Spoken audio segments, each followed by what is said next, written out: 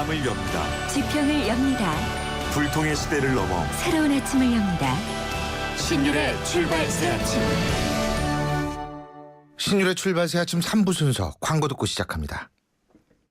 차오르 정렬 2588 요즘 안전하고 괜찮은 대리운전 찾기 힘드시죠? 묻지도 말고 따지지도 말고 2588 불러보세요. 이 홍제동 김수미 허튼 말하지 않습니다. 잘생겼어 2588 잘생겼다 2588 가정의 달 5월 쉐보레 5대 차종과 함께하는 쉐보레 러브 패밀리 페스티벌. 지금 스파크, 크루즈, 말리부, 올란도, 캡티바 구매 시 최대 3년 무이자 할부 또는 최대 200만 원 할인. 혜택도 역대급. 5월 한 달간 일부 모델 제외 홈페이지 참조. Chevrolet. Find new roads. 신율의 출발 새 아침. 홍준표 경남지사에 이어서 오늘은 이완구 전 국무총리가 검찰에 소환됩니다. 이 전 총리는 역대 총리 43명 중에 14번째 검찰 조사를 받는 전직 총리로 기록되게 됐는데요. 정말 이 이완구 전 총리, 홍준표 경남지사 그 이후에는 수사 방향이 어떻게 될지 궁금하지 않을 수 없습니다. 그래서 오늘은 사정치민주연합 친박 권력형 비리게이트 대책위원회 위원장이시죠. 전병헌 최고위원 연결해서 지금 야당의 입장 들어보겠습니다. 전 위원장님 안녕하십니까? 네, 안녕하세요. 전병헌입니다. 예, 근데 전병헌 최고위원님의 이 지금 맡으신 직책이 이름이 굉장히 길어요. 새정치민주연합 친박 권력형 비리게이트 대책위원회 한 줄입니다, 한 줄. 아이고 이게 참. 아, 그래요? 예.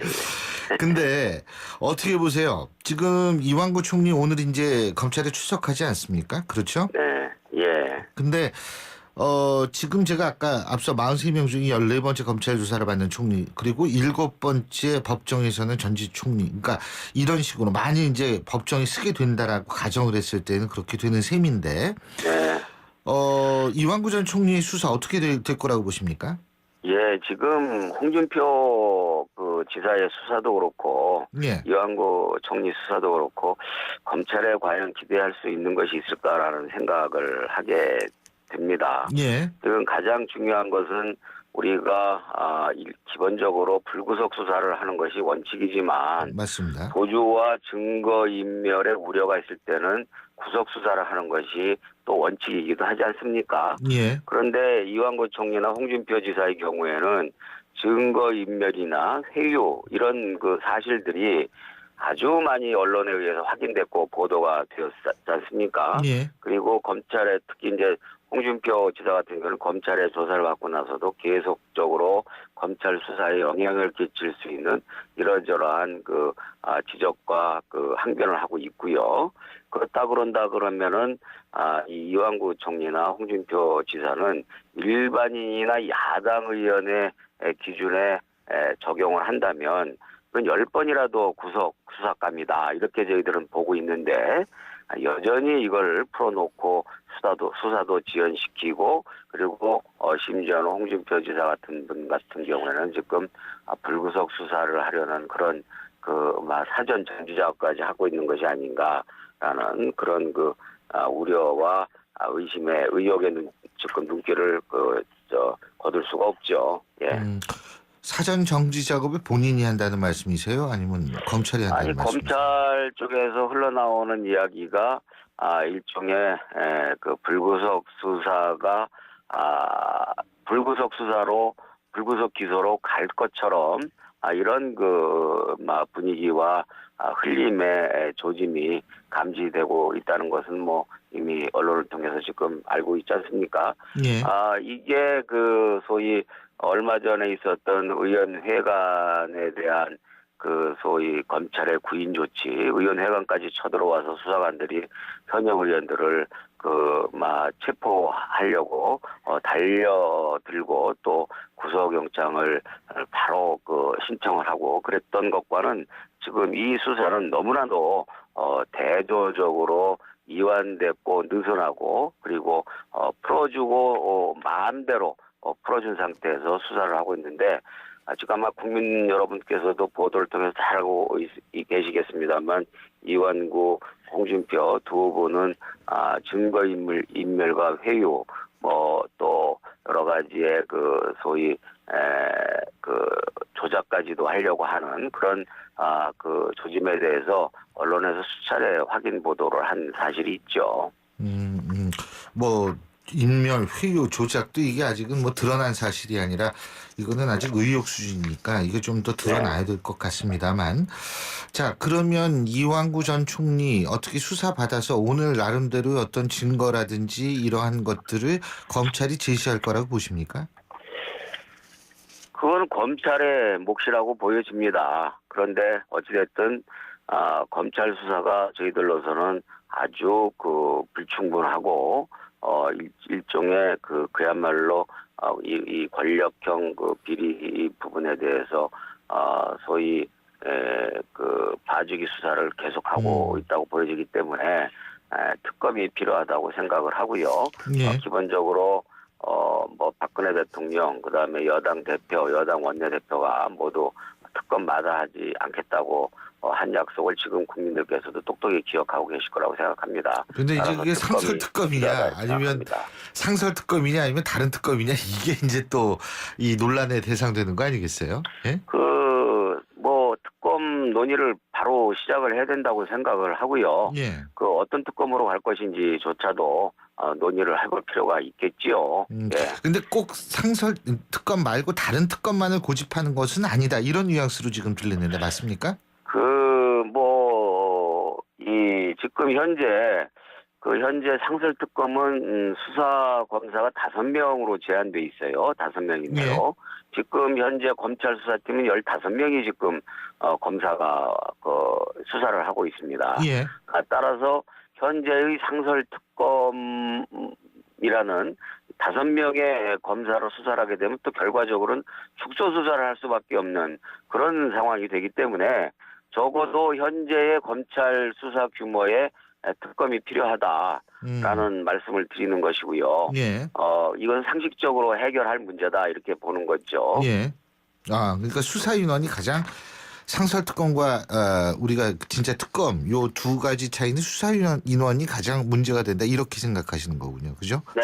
그리고 이제 그리고 그 소위 특검 특별 검사를 누가 지명을 하느냐라는 문제도 굉장히 중요한 문제죠. 지금 대통령이 상설 특검은 지명하게 돼 있는데 지금 현재 뭐 저희 그 대책위원회 명칭에서도 보겠습니다만 친박 그 권력형 비리 게이트 아닙니까 이것이. 예. 그래서 자기 주변의 사람을 수사하는데 당사자가 어떤 측면에서는 소위 간접적인 연관성이 있는 그런 그 대통령께서 그 지명을 하는 그 특별 검사가 과연 제대로 수사할 수 있겠느냐, 검찰과 다를 것이 무엇이 있겠느냐라는 걱정을 저희들은 하고 있는 것이고 아마 객관적이나 상식적으로 볼 때 이것은 적어도 야당이나 또는 적어도 객관적인 외부의 중립적 인사가 지명하는 특별검사가 필요하다 이렇게 보고 있는 거죠. 자, 나머지 6명에 대한 수사 진전될 가능성은 어떻게 보십니까? 바로 이거 수사 시작해야 된다고 생각합니다. 대선 당시 핵심 역할을 했던 홍문정, 서병수, 유정복, 이 홍소리우 3분과 그 전현직 비서실장 3분에 대한 수사 지금 완전히 정지되어 있는데 즉각적인 수사가 필요하다고 생각합니다. 예. 지금 그게 지금 대선 말씀하셨는데요. 대선 자금 수사도 필요하다고 보시는 거죠? 어차피 이 3분은 지금 대선에서 아주 핵심적인 역할을 했던 분들 아니에요. 조직 본부장을 했고 직능본부장을 했고 또 당무조정본부장을 해서 그리고 더더욱이 지금 그 서병수 당무조정본부장 당시 사무총장이죠. 이분은 지금 언론에 보도가 된 그 소위 불법 비밀 캠프 운영과도 직접적으로 연관이 있는 분이기 때문에 이 부분에 대해서도 수사를 빨리 진행을 해야 된다. 그렇게 되면은 자연스럽게 대선 자금의 실체도 드러날 것이다. 저희들은 그렇게 보고 있죠. 지금 말씀하신 것은 이제 시사저널 보도 말씀하시는 건데요. 그렇죠? 네, 그렇습니다. 예. 예. 알겠습니다. 자, 수사 문제는 그렇고 지금 새정치민주연합 내에서도 여러 가지 문제가 있는데요. 자, 네. 새정치민주연합 문재인 대표가 정청래 최고위원에 대한 직무정지. 사실 이게 당원 당규에는 당대표가 할 수 있는 권한은 아니라고 그러던데요. 어떻게 네. 보십니까? 이 직무정지? 예, 충분합니까 이제? 그 당대표로서는 지금 사실 국민이 누사를 찌푸리게 하는 그런 어떤 지나친 발언에 의해서 최고위원회 품격이 많이 떨어지고 또 당내 갈등을 증폭시킨 그런 그 문제에 대해서 여러 가지 고민 끝에 이 소위 당 대표로서 최고위원에게 내릴 수 있는 거의 정치적인 최대한의 조치를 취한 것이죠. 그리고 또 어찌됐든 윤리심판원에 지금 제소가 되어 있기 때문에 조속한 결정을 하도록 그렇게 지시를 사실상 했다고 보시면 될 것 같습니다. 그러니까 제가 질문드린 것은 그 직무정지를 했기 때문에 지금 이제 내용은 어느 정도 수습 단계에 들어갔다고 볼 수 있느냐 하는 부분입니다. 일단은 이제 이 현재 우리 당의 일종의 내용이 이른바 지나친 발언에 의한 혼란 이것이 한 가지가 있고 또 문 대표의 일단 일종의 그 독단적인 당 운영과 관련한 기본적인 당의 정상화와 쇄신책 요구 이 두 가지가 있는데 일단은 절반의 문제는 일단 그 수습 과정에 들어간 것으로 판단을 하고 있고요. 두 번째 이제 당의 그 운영과 당 내부의 그 어떤 그 혁신과 쇄신책은 지금 문 대표도 많은 고민을 하고 있고 또 이 지도부에서도 많은 생각을 하고 있습니다. 그래서 이것은 하루아침에 나올 수 있는 문제가 아니기 때문에 또 당내에 이러저러한 정파나 계파들과의 소통의 과정에서 의견 수렴 과정도 필요하기 때문에 이 부분에 대해서는 좀 일정하게 시간을 주는 것이 그 합리적이다. 저는 그렇게 보고 있죠. 시간을 주는 것이 합리적이라면 동교동계에서 하고 있는 임시전당대회 개최 문제 이거는 좀 보류된 겁니까 그러면? 아니요, 그거는 임시전당 문제가 이 당내 컨센서스를 형성하고 있는 것은 아닌 거죠. 현재로서는. 저는 기본적으로 지금 국민들이 우리 야당을 바라보는 시선은 친노다, 비노다, 주류다, 비주류다 이거 관심 없다고 생각합니다. 결국은 자기들끼리 허구한 날 싸움만 한다.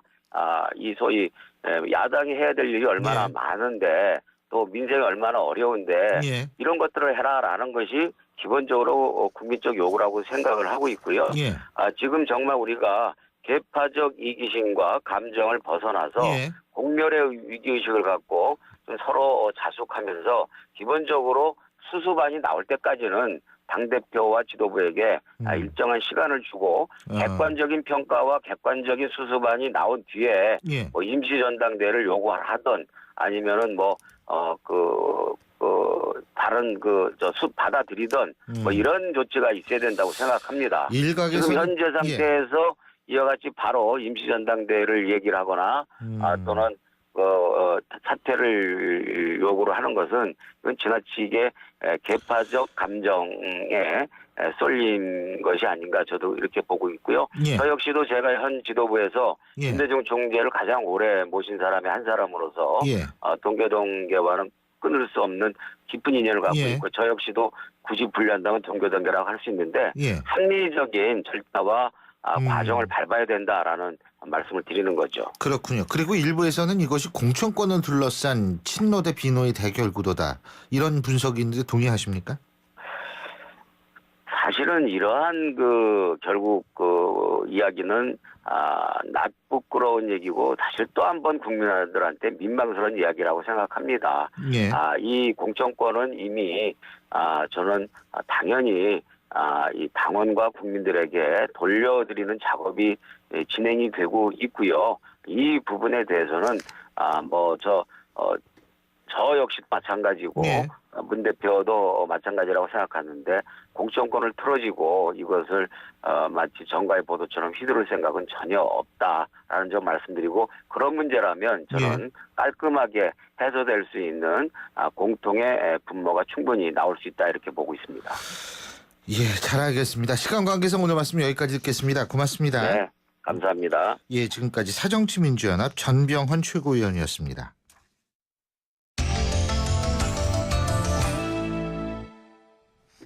어제 서울 서초구 내곡동에 있는 예비군 훈련장에서 총기 난사 사건이 발생해서 예비군 사실은 2명이 아니라 3명이 숨지게 됐습니다. 정말 너무 끔찍하고 안타까운 사건인데요. 이런 일 과연 어떻게 바라봐야 할지 무엇이 문제인지 양옥 국방안보포럼 연구위원 전화 연결해서 입장 들어보겠습니다. 안 의원님 안녕하세요. 네, 안녕하십니까.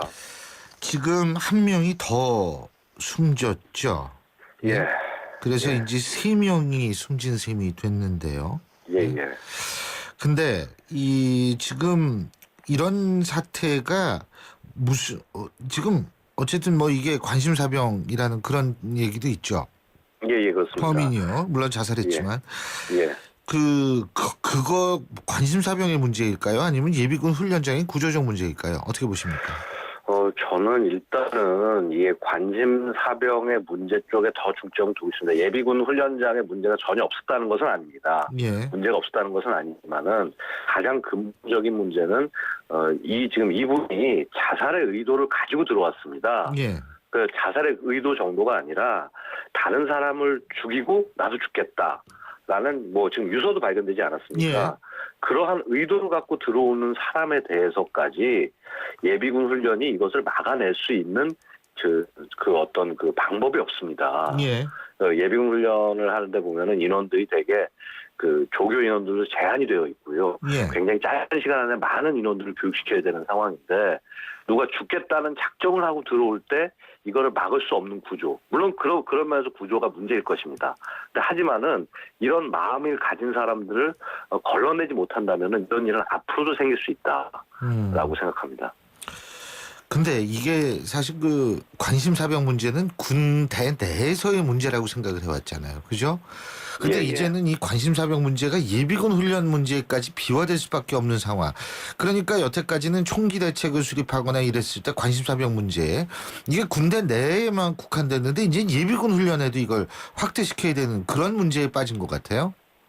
예, 그렇습니다. 어쨌거나 우리가 총을 다룬다는 행위는 예. 이 총을 드는 사람에 대한 신뢰가 없이는 이걸 할 수가 없지 않겠습니까? 그렇죠.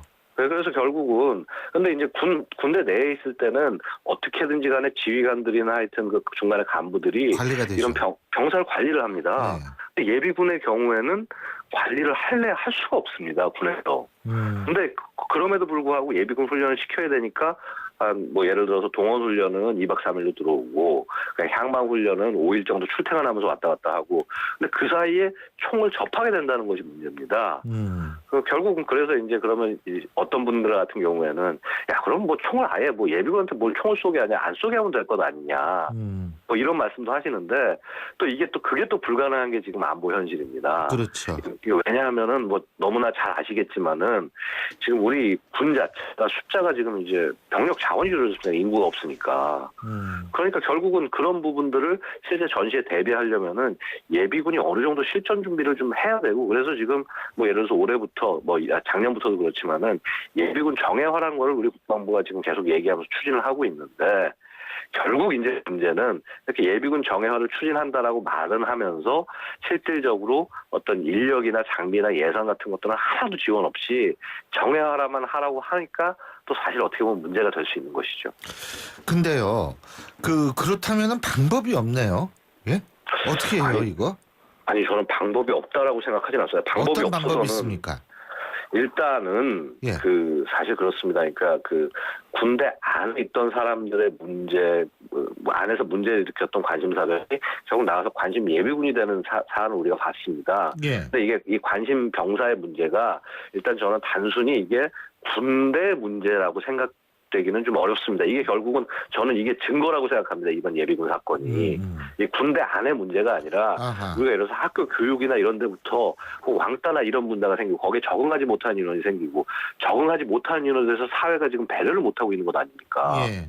그것이 지금 군대라는 조직에서 이제 좀 이렇게 화기라든가 이런 걸 다루는 조직과 만나니까 지금 이런 문제가 생기는 것이고요.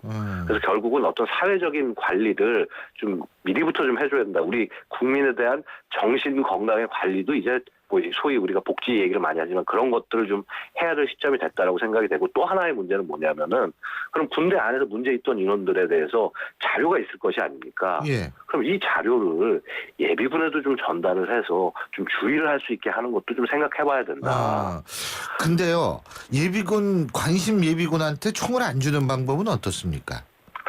사실 근데 그 부분도 어떻게 보면 제일 좋은 방법일 수가 있습니다. 예. 있는데.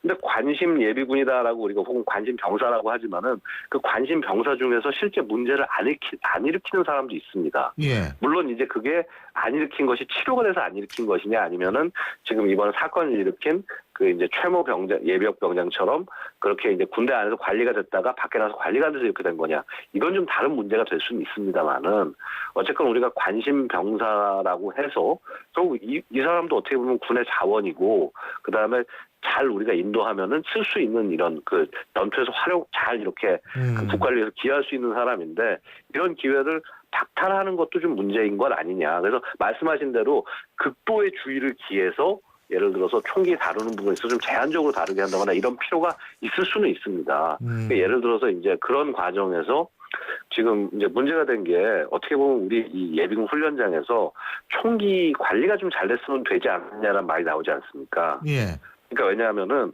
이제 이런 사고가 안 일어나게 하기 위해서 이 총을 이제 총에다가 끈을 달아가지고 안전고리라고 해서 이제 예, 고리를 예, 달아서 특정한 방향으로 이 표적으로만 쏘게 이렇게 그 해놓은 장치들이 있습니다.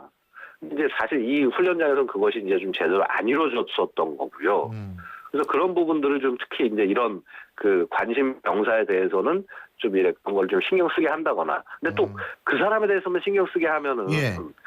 좀 이게 또 차별이 됐을까? 저 사람 예, 정신이 예. 이상한 사람인가 보다 하고. 예. 그래서 사실 뭐 그런 부분 때문에 전부 다 뭐 그렇게 하게 하는 그런 방법도 있을 수가 있는데 하여튼 좀 그 부분에 있어서는 뭔가 우리가 정책적인 대안을 좀 내놔야 될 것 같습니다. 예. 차별과 생명 여기에 또 이게 선택의 갈림길이 있네요. 오늘 말씀 여기까지 듣겠습니다. 고맙습니다. 감사합니다. 예. 지금까지 양욱 국방안보포럼 연구위원이었습니다. 델몬트가 새로 나왔어요. 싱싱한 과일로 꽉꽉 채우면 짠!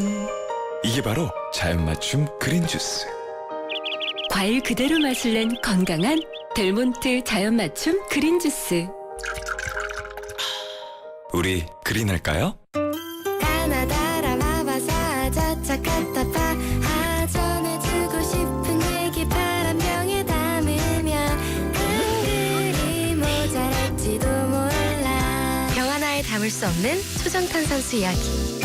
파란을 일으키다. 초정탄산수. 신율의 출발새 아침 3부 순서는 여기서 줄입니다. 잠시 뒤 4부에서 뵙죠.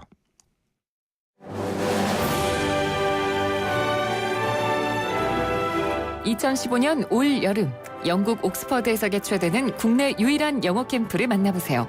YTN 라디오가 주최하는 옥스퍼드 영어 캠프는 자녀들의 영어 실력을 한 단계 끌어올려 드립니다. 캠프가 끝난 뒤에는 서유럽 투어의 기회도 누리실 수 있습니다. 영국 옥스퍼드에서 체험하는 YTN 옥스퍼드 영어 캠프.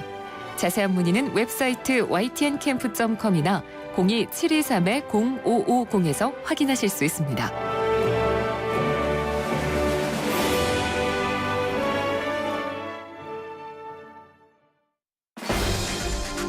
날카로운 분석, 내일을 보는 시선, 신율의 출발새 아침. 신율의 출발새 아침 4부 순서 광고 듣고 시작합니다.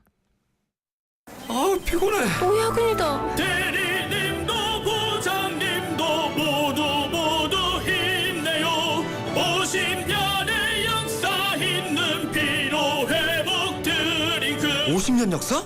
영진 구론산 밤원드. 50년 동안 언제나 피로회복에 영진 구론산 밤원드. 5, 4, 3, 2, 1, 5월엔 이자가 제로.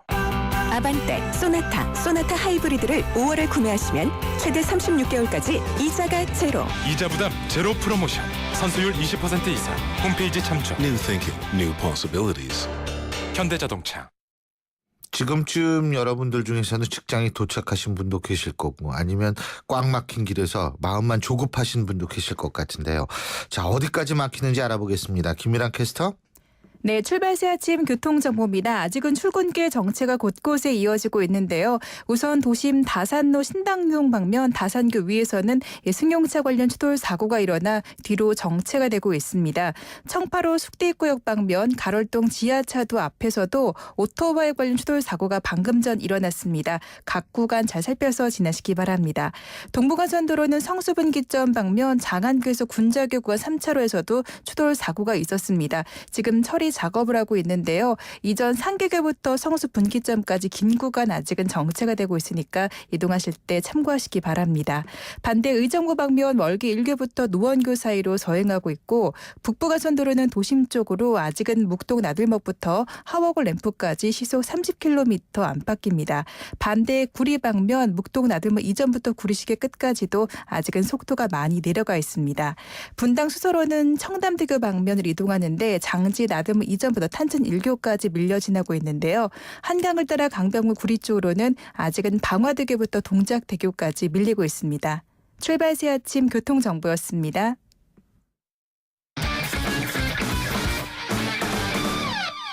스포츠 소식 알아보겠습니다. 최동호 스포츠 평론가 연결합니다. 안녕하십니까? 예, 안녕하세요. 스페인의 FC 바르셀로나, 이탈리아의 유벤투스가 유럽 축구연맹 챔피언스리그 결승전에 이제 맞붙게 됐죠, 그죠? 예, 그렇습니다. 예. 오늘 새벽에 유벤투스가 이 준결승 2차전이 있었습니다. 이 스페인의 레알 마드리드를 꺾고 결승전에 올라갔거든요. 오늘 준결승 2차전에서 1대1로 비겼는데 1, 2차전 합계 점수에서 3대1로 앞서서 이 유벤투스가 결승전 티켓을 거머쥐게 됐습니다. 유벤투스와 이 FC 바르셀로나가 결승전에서 만나게 되는데 다음 달 7일 독일 베를린에서 결승전이 열립니다. 그렇군요. 자, 그리고 야구 얘기인데 일본 프로야구 한신에서 뛰고 있죠, 오승환 선수. 예. 어제 홈런을 허용했는데 어쨌든 승리 투수가 된 모양이죠? 네, 약간은 좀 쑥스러운 면도 없잖아 있습니다. 홈런 맞을 수도 있는 거죠. 예. 야구는 인생이라고 그러잖아요. 살다 보면 그렇죠. 홈런도 맞을 수 있죠. 예. 이런 경우도 있는 거죠. 어제 야쿠르트전에서 7대4로 앞선 9회에 마운드에 올랐거든요. 예. 자, 1이닝 던졌는데 피안타 2개, 홈런 1개 추가입니다. 예, 홈런 1개 포함이고요. 1실점을 했는데 이 팀 승리를 지켜내면서 시즌 11세이브를 기록했습니다. 예. 이 홈런 맞았지만 3점 차로 앞선 상황에서 이 마운드에 올랐기 때문에 세이브 추가하는 데 성공했습니다. 그리고요, 이대호 선수 말이에요. 예. 요새 잘 치는 모양이에요. 예, 요새 잘 칩니다. 11경기 연속 안타. 예. 대단한데요? 예? 시즌 초반에 불안했는데 5월 들어서 완전히 좀 살아난 감이 들거든요. 어제 이 지바 롯데전에 나섰습니다. 이 소프트뱅크의 이대호 선수 3타수 1안타 치면서 11경기 연속 안타 행진을 이어갔고요. 예. 시즌 초반에 상당히 부진했는데 어느덧 시즌 타율을 2할 9푼 6리까지 끌어올렸습니다. 그렇군요. 예. 자, 그리고 우리나라 야구 얘기, KBO 리그 좀 얘기해야 되는데 기아가 연장전에서 승부를 뒤집었다. 역전했죠. 예, 그렇습니다. 어제 경기 아주 반전에 거듭했던 이 경기였어요. 이 5대5로 맞선 연장 10회 초에 예. 기아가 미국에서 돌아온 믿었던 마무리 윤성민 선수를 내보냈는데 윤성민 선수가 3점을 내주면서 무너졌거든요. 5대8로 뒤진 10회 말에 다시 공격이 나섰는데 이 10회 말 공격에서 브래필이 1타점 적시타를 터뜨렸고요. 곧바로 김민우 선수가 이 3런 홈런을 터뜨리면서 9대8로 극적인 역전승을 이끌어냈습니다. 야구는 이런 맛에 보는 거죠. 예. 예. 근데 어제 하위권 팀들이 좀 선전을 했어요. 롯데도 이겼죠. 그죠? 예, 그렇습니다. 기아도 하위권 팀인데 승리를 거뒀고요. 롯데도 상위권인 넥센의 승리를 거뒀습니다.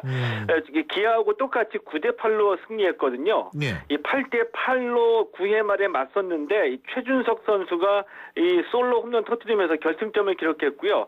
롯데 6연패 당했었는데 어제 승리로 2연승 거두면서 살아났습니다. 예. 그래서 인천 문학경기장에서 열렸던 두산 경기에서는 두산이 SK 5대2로 꺾었고요. 예. 삼성은 한화를 3대0, LG도 NC를 6대2로 이겼습니다. 예, 잘 알겠습니다. 오늘 말씀 여기까지 듣죠. 고맙습니다. 예, 고맙습니다. 예, 최동훈 스포츠 평론가였습니다. 영화로 뉴스를 읽어보는 시간. 시네마인 뉴스.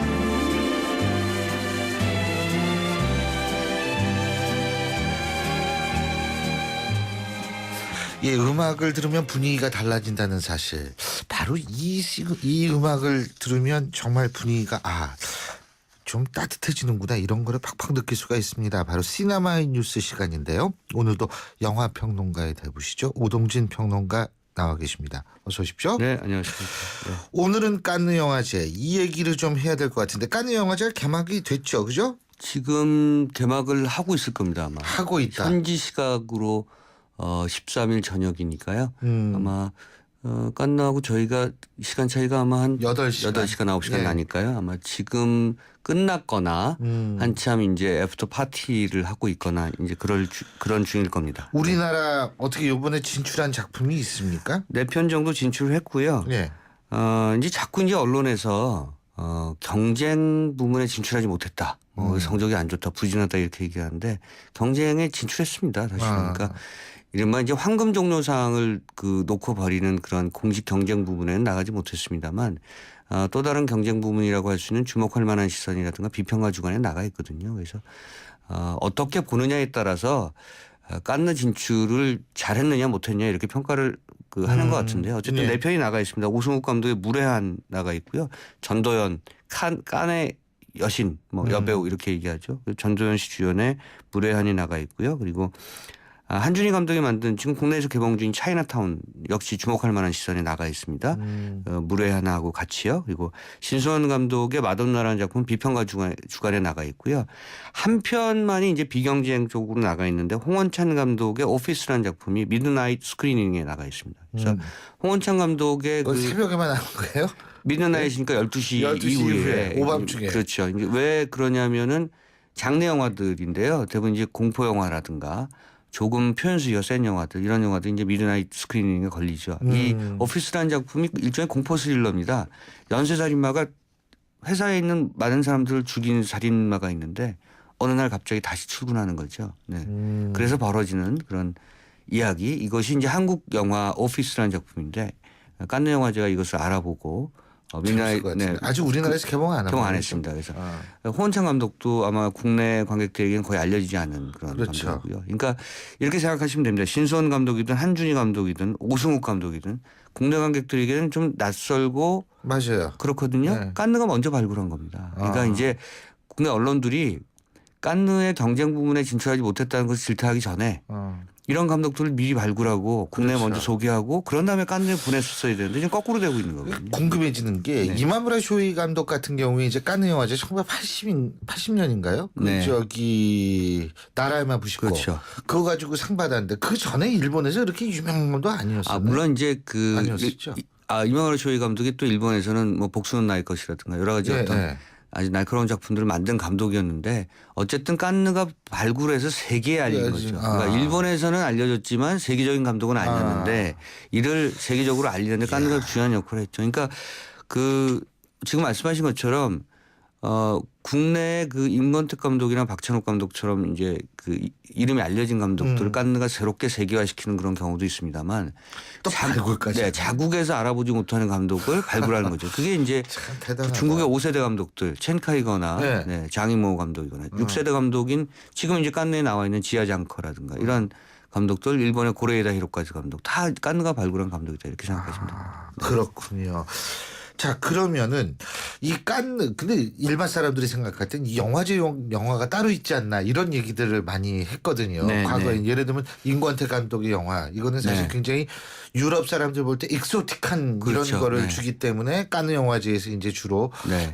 이 주목을 받는다. 네. 근데 어떻게 이번에 칸느 영화제에 나간 우리나라 영화들의 특징이 있습니까? 공통적인? 그러니까 어떻게 보면 그 무례한이나 지금 말씀드린 좀 아까 말씀드린 오피스 같은 경우는 장르 영화죠. 그리고 한준희 감독의 차이나타운도 장르 영화인데 한국의 장르 영화가 변하고 있다. 이런 것을 칸느가 눈치채고 있는 것 같습니다. 그래서 새로운 장르 영화의 물결, 뭐 새로운 어떤 그 뉴웨이브라고 할 수 있죠. 상업 영화에서도 기존의 상업 영화 아주 기획적이고 상업적인 어떤 목적만을 가지고 만들어진 영화가 아니라 기존의 상업 영화의 계열에 들어서 있다 하더라도 새로운 물결, 뉴웨이브의 물결을 갖고 있는 그런 뉴웨이브의 어떤 그런 특징을 갖고 있는 작품들을 칸이 이번에 눈치채고 가져간 것 같고요.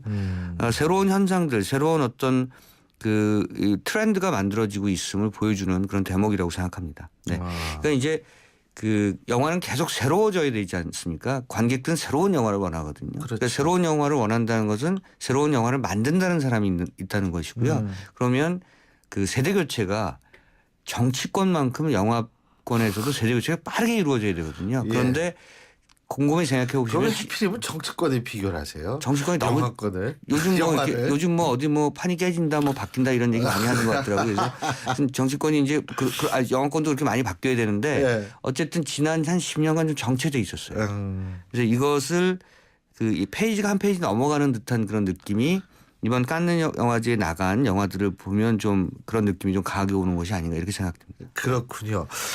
근데 이 칸느 영화제 올해의 포스터가 잉글리트 베르그만, 버그만이라고 해서 네. 베르그만이라는 게 사실 독일어로 그렇죠. 광부거든요. 네. 근데 이 광부라는 성을 가진 경우에는 이 유태인일 가능성이 높습니다. 네. 잉글리트 버그만. 네. 왜 그래요? 이거 오래된 배우인데? 그 칸느 영화제 몇 해 전부터 오래된 여배우 이미 타기한 여배우를 포스터로 쓰죠. 마릴린 멀로가 케이크 상자 들고 그 생일 케이크 상자를 들고 있는 그런 사진도 있었고요. 그다음에 그 전에는 페이 더너웨이가 아주 늘씬한 각선미를 자랑하는.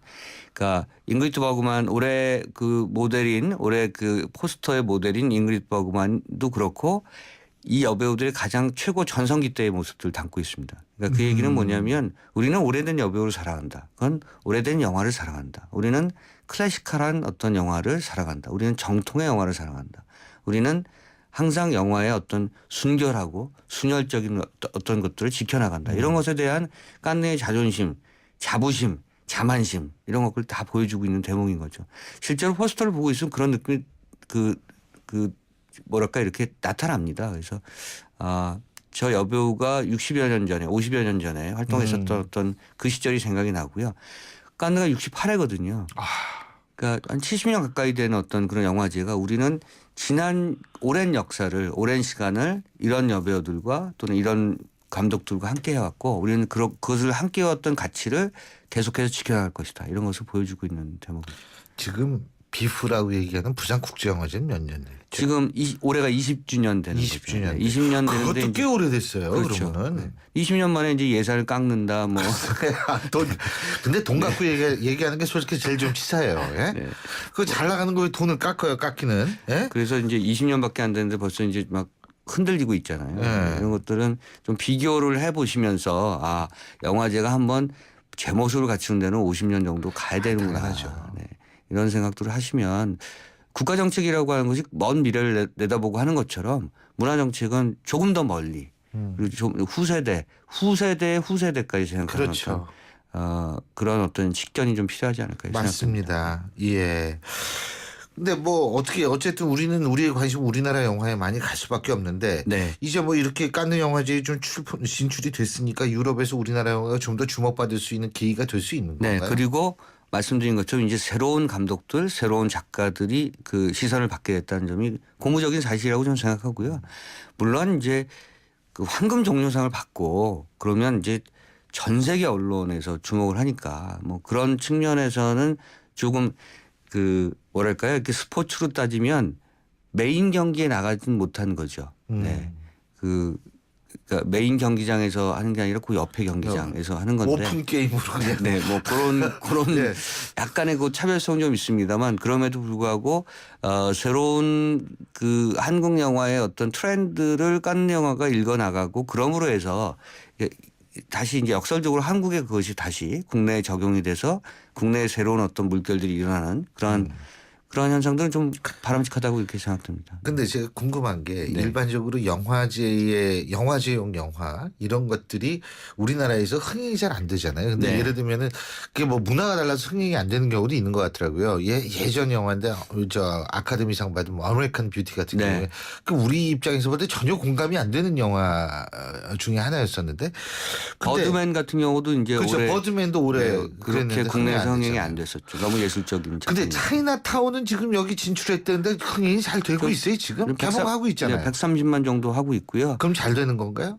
어벤져스가 1000만 가까이 가고 있는 그런 과정에서 굉장히 선전하고 있는 거죠. 그러니까 말씀하신 것처럼 바뀌고 있다는 게 뭐냐면 예전에 깐느가 주목했던 영화들은 예술성이 강한 영화라고 했다면 지금 주목하고 있는 영화들은 다 장르 영화예요. 무례한도 사실은 그 삼류 형사와 그 마피아 두목의 여자와의 일종의 러브스토리라고 볼 수가 있거든요.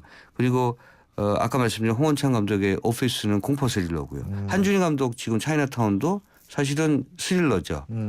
그리고 일종의 그 하드보일드 계열의 그런 작품이고, 그러니까 그 상업성을 외피로 싸고 있지만 그 안에 뭔가 심지가 있는 거, 네, 뭔가 이야기가 있는 내용, 얘기들 이런 것은 깐느에서 주목하고 있다 하더라도 국내 흥행이 안 되는 게 아니라 국내 흥행과 연결될 수 있는 어떤 그런 내용들입니다. 그런 콘텐츠들이고, 그래서 그런 점에서는 이번에 그 깐느에 진출한 작품들이 다시 국내로 돌아왔을 때 관객들의 반응이 예전과 좀 다를 것이다. 이렇게 저는 예상하고 있습니다.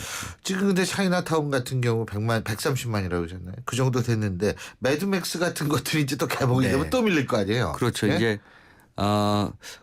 130만까지 했다는 것도 굉장히 놀라운 성적이라고 저는 생각을 하고요. 그만큼 한국 영화의 새로움을 기대하는 관객들의 그 갈증이 지금 깊다, 이런 것을 보여주는 대목이라고도 생각했습니다. 매드맥스가 개봉이 되면 또 스크린 또 독점론이 또 그 불을 지필 가능성이 높고 관객 머리를 크게 할 가능성이 높습니다. 이제 어쩔 수가 없습니다. 이제 5월에 들어섰고요. 5월부터 8월까지 3달 동안은 그 할리우드 시즌이다, 이렇게 생각하시면 될 것 같습니다. 제가 종종 그런 얘기를 하는데 그 할리우드 영화가 그 크게 독식하고 있는 것 우려할 만한 상황이긴 하지만 3달 정도는 내줘도 된다, 이런 생각도 합니다.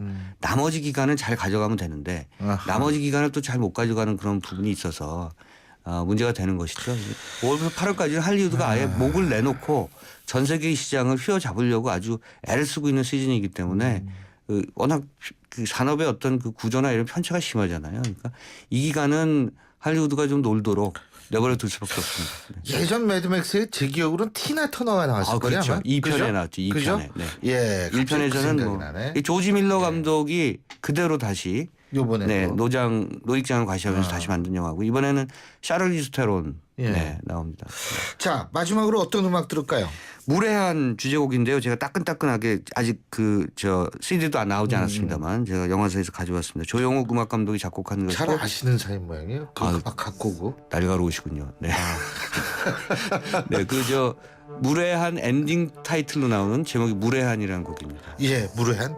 잘 알겠습니다. 자, 그러면 오늘 말씀은 여기까지 듣죠. 고맙습니다. 네, 감사합니다. 예, 지금까지 오동진 영화평론가였습니다. 오늘도 하품하다 하루가 다 갔어. 착한 활력이 필요해. 기운이 뿅 생겨났어. 활력이 슝슝 생겨났어. 착한 활력 비타민으로 채워주세요. 착한 드링크 비타오백. 금융은 당신의 행복을 살리고 시장의 활기를 살리고 기업의 새로운 기술과 가능성을 살리는 일입니다. 우와, 이런 금융 누가 하나요? 서민경제와 중소기업의 힘이 되는 신한은행이 살림의 금융으로 따뜻한 내일을 만들어갑니다. 신한은행.